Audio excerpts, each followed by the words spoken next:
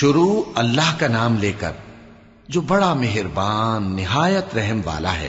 جو چیز آسمانوں میں ہے اور جو چیز زمین میں ہے سب اللہ کی تسبیح کرتی ہے۔ جو بادشاہ حقیقی ہے پاک ہے، زبردست ہے، حکمت والا ہے۔ وہی تو ہے جس نے ان پڑھوں میں انہی میں سے ایک پیغمبر بھیجے جو ان کے سامنے اس کی آیتیں پڑھتے اور ان کو پاک کرتے اور انہیں کتاب و حکمت کی تعلیم دیتے ہیں۔ اور اس سے پہلے تو یہ لوگ کھلی گمراہی میں تھے، اور ان میں سے اور لوگوں کی طرف بھی ان کو بھیجا ہے جو ابھی ان مسلمانوں سے نہیں ملے، اور وہ غالب ہے، حکمت والا ہے۔ یہ اللہ کا فضل ہے، جسے چاہتا ہے عطا فرماتا ہے، اور اللہ بڑے فضل کا مالک ہے۔ جن لوگوں کو تورات کا حامل بنایا گیا پھر انہوں نے اس کے حامل ہونے کا حق ادا نہ کیا، ان کی مثال گدھے کی سی ہے جس پر بڑی بڑی کتابیں لدی ہوں۔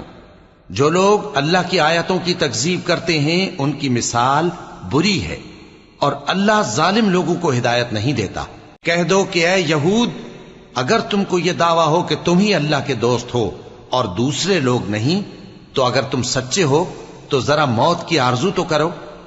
اور یہ لوگ ان اعمال کے سبب جو یہ کر چکے ہیں ہرگز اس کی آرزو نہیں کریں گے، اور اللہ ظالموں سے خوب واقف ہے۔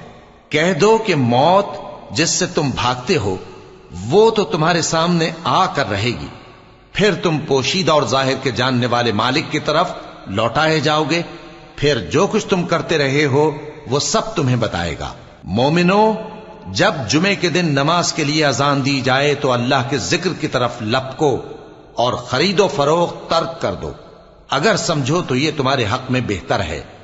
پھر جب نماز ہو چکے تو زمین میں پھیل جاؤ اور اللہ کا فضل تلاش کرو، اور اللہ کو بہت بہت یاد کرتے رہو تاکہ کامیاب ہو جاؤ۔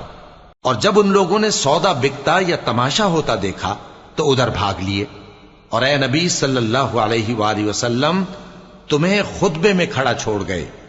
کہہ دو کہ جو چیز اللہ کے ہاں ہے وہ تماشے اور سودے سے کہیں بہتر ہے، اور اللہ سب سے بہتر رزق دینے والا ہے۔